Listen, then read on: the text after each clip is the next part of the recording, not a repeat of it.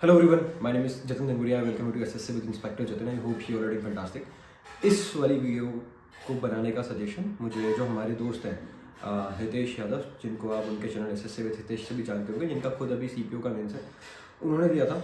उन्होंने बोला था कि प्लीज़ आप कुछ स्ट्रेटेजी वगैरह शेयर कर दोगे क्या सीपीओ के रिगार्डिंग।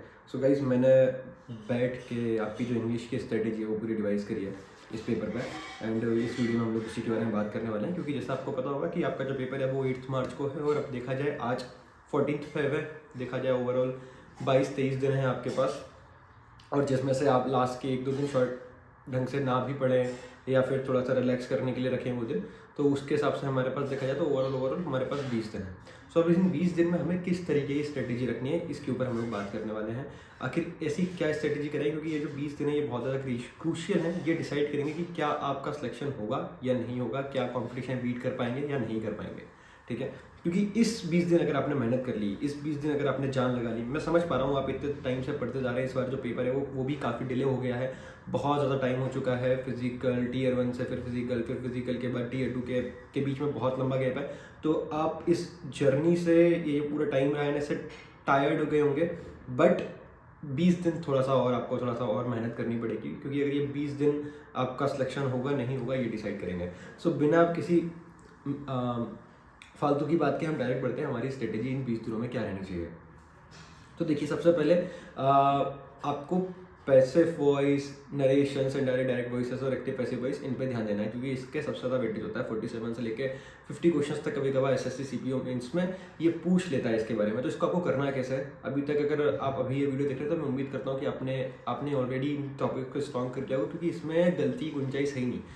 ये ऐसे टॉपिक्स हैं, अगर इनको आपने एक बार कर लिया तो इसमें आपको गलती करनी नहीं है। इसके लिए आप एक इवन एजुकेशन सेंटर पे एक सर पढ़ाते हैं, उनकी वीडियोस देख सकते हैं, या फिर आप इसके इतने PYQs क्वेश्चन अटेम्प्ट कर लो ना कि आपके ये क्वेश्चन गलत ही ना हो। ये सारे PYQ बेस्ड होते हैं। कॉन्सेप्ट थोड़ा समझो अगर कॉन्सेप्ट में दिक्कत हो रही है, बट ये आपको कोशिश रखनी है कि मैं इसमें से एक भी क्वेश्चन बिल्कुल भी गलत नहीं करूँगा, इसमें चांसेस ही नहीं है।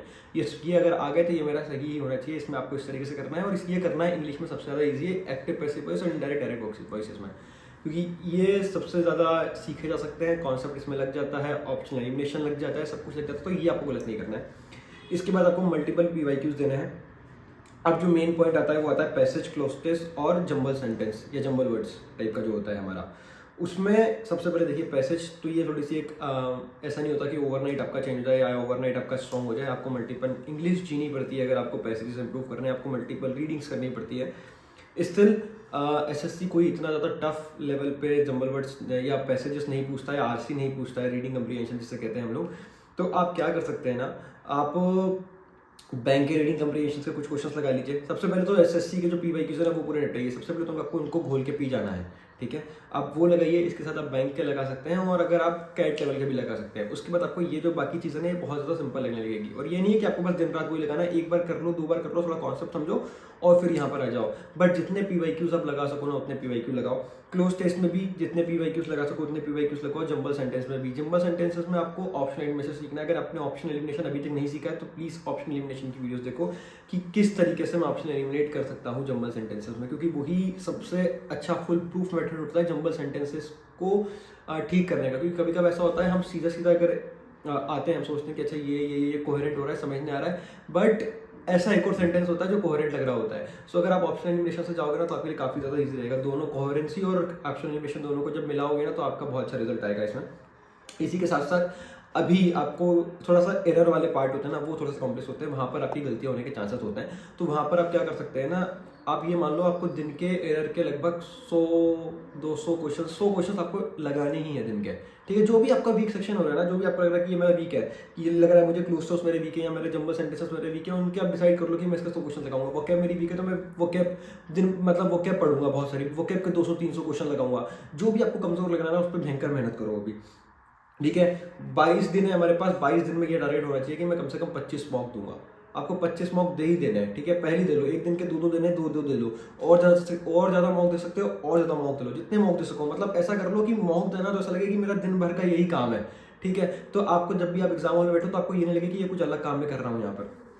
इसके बाद ज़्यादा नया पढ़ने की कोशिश मत करो। अभी जितना 1 हफ्ता नया पढ़ना है उतना पढ़ लो, उसके बाद बस रिवीजन ही रिवीजन, बस रिवीजन, उसके अलावा आपको कुछ भी नहीं करना है। इंग्लिश इतना ज़्यादा टफ चीज़ है नहीं, आपने जितनी मेहनत करनी थी उतनी सारी मेहनत आप कर चुके हैं, जितना आपको पढ़ना था आपने पढ़ लिया है। बस आपको अब जो आपने पढ़ा है ना उसको आपको याद रखना है और वो एग्जाम हॉल में इवेंचुअली लेके जाना है और उसी से आपको रिजल्ट बनाना है अपना।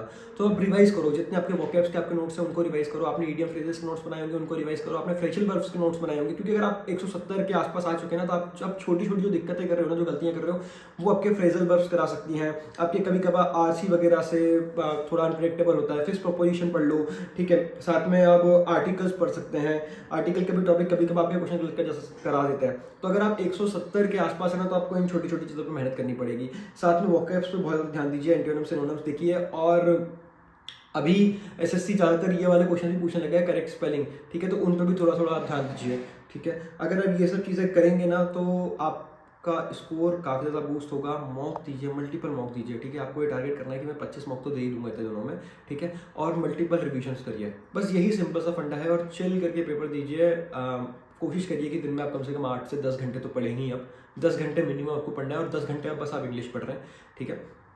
और उसके बाद लाइफ चाहिए अपनी।